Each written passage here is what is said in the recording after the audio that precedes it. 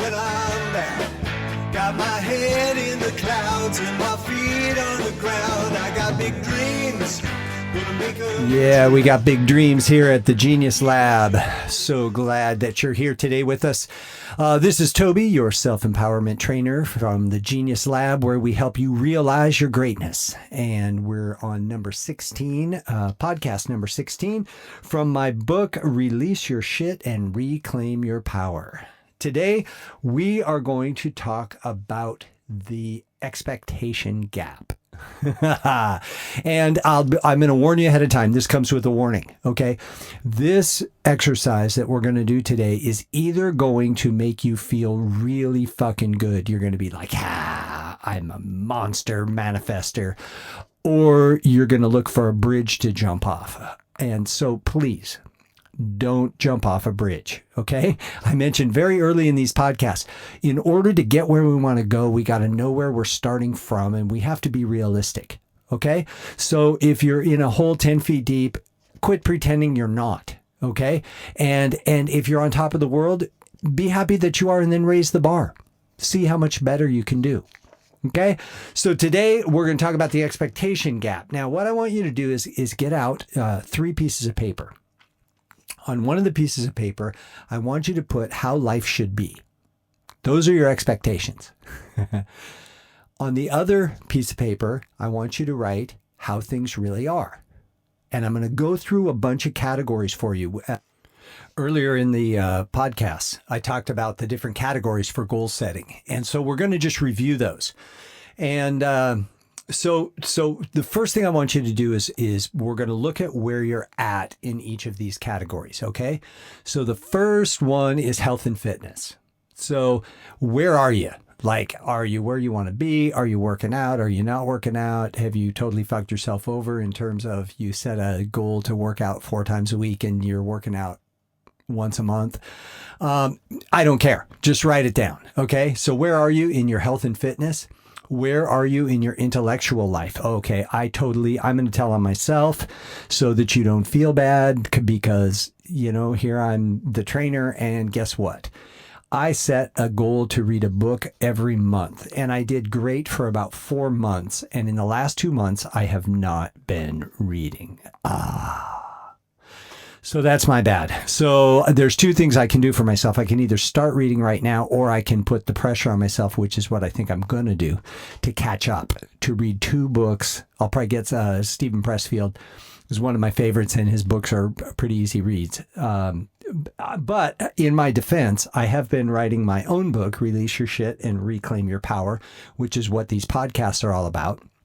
And the fact that I was writing that book took up a freaking ridiculous amount of time. And to be honest with you, by the time I was done working on that for 12 hours, I didn't want to fucking look at another word. So anyway, that's it. So enough about that. Then talk about your level of integrity and your core values. And this is your category of character. How is your character? Are you honest? Are you living up to the and being truthful? Then of course, spiritual. How's your connection to higher power, God, whatever it is that it is for you? Are you hanging out with like-minded people? And then of course, there's love relationships. There's with kids, if you have kids, your brothers, your sisters, mom and dad, if they're still around, so on and so forth. Social life, are you staying at home watching TV every night by yourself, or are you getting out and doing some things? And if you're not, do you want to? I'm not saying that you have to get out and do stuff. I'm just saying if you set your goal that you were going to go out and see live music once a month or twice a month, are you doing it? Okay, so check out your love relationship and your social life. How's the money going? The finances? Are you making the kind of money you wanted to do? Are you hitting your goals? And career, where are you? Did you get the promotion you wanted, or have you shifted? For me, it's shifting from daily work into these, larger scale retreats. And so along with the book, Release Your Shit and Reclaim Your Power, I'm also doing a retreat. And it's actually a 9-week program where we spend a week in an exotic location. I'm starting the first ones are going to be at on the island of Kauai in Hawaii. And also Mount Shasta, 2 really cool, mystical, powerful spots on the planet. And we're going to do our first. We do the first week there, and then we do 8 one-on-one follow-up calls afterwards, and to integrate the information, to integrate the work that we do when we're live and in person. So what's your career doing? Are you doing the things that you want to do? Are you pursuing the positions or the type of work that you set out to do initially? And the other thing that I love this category is quality of life. Are you having fun? One of my core values is fun. And if something's not fun, I take a real close look at whether it's important. And if it's not important and it's not fun, fuck it, it's gone. Okay.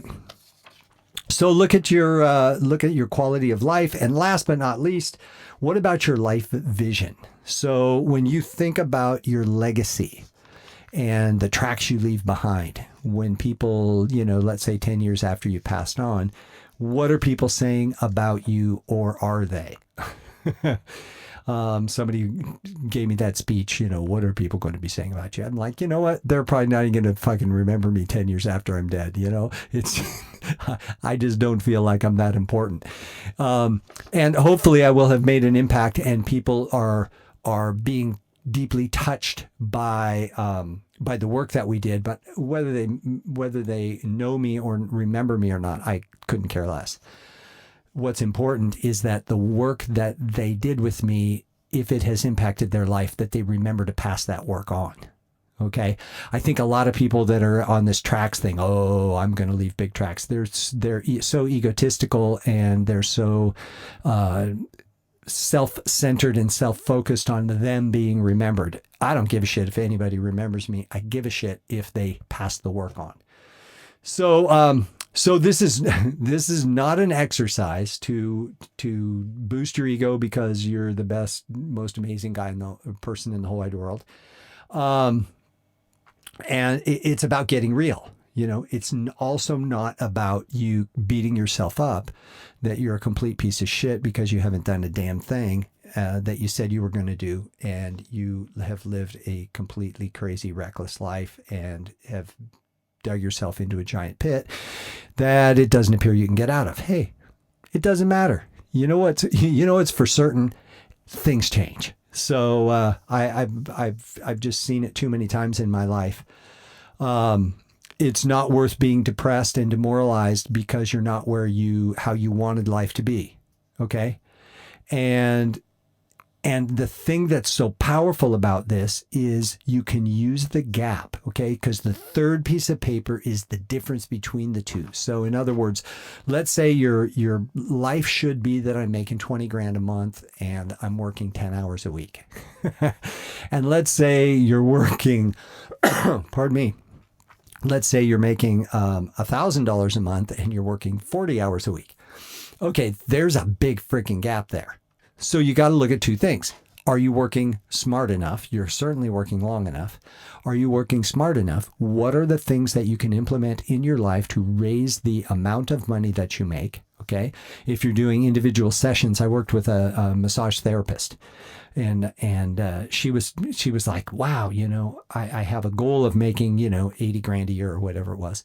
But she was charging like $60 a session. I said, honey, you are going to wear yourself out and you're not going to be able to find enough clients. And even if you do, you're going to be dead by the end of the day if you have to do so many to make that kind of money. So either raise your price so that you make more money for the same amount of time, or you might want to think of some kind of technique that you do that really helps people that you could teach other massage therapists so that you can do a workshop and you can be helping like 20 people at once and they're all paying you.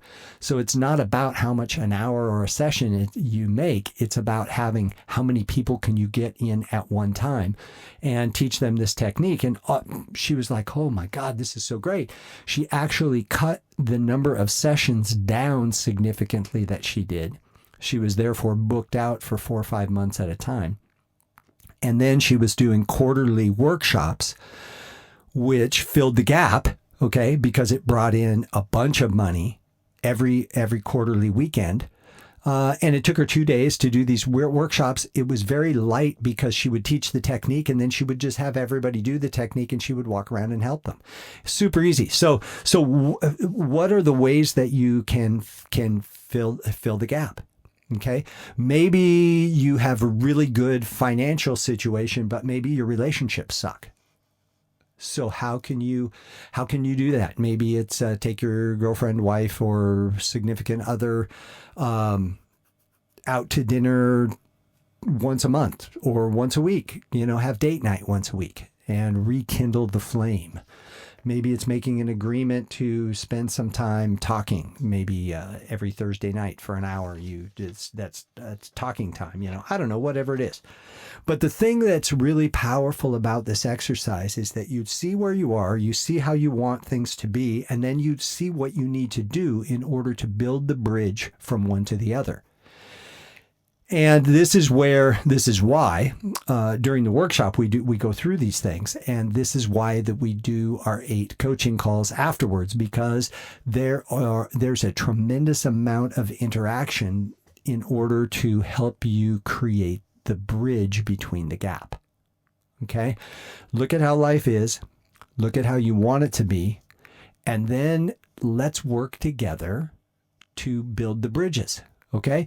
If you get stuck when you're doing this and you're like, it just seems completely insurmountable. It's impossible for me to bridge this gap. I mean, it's like, it's impossible. Okay. Nothing's impossible, first of all. But secondly, if it seems impossible, you might lower the bar a little bit.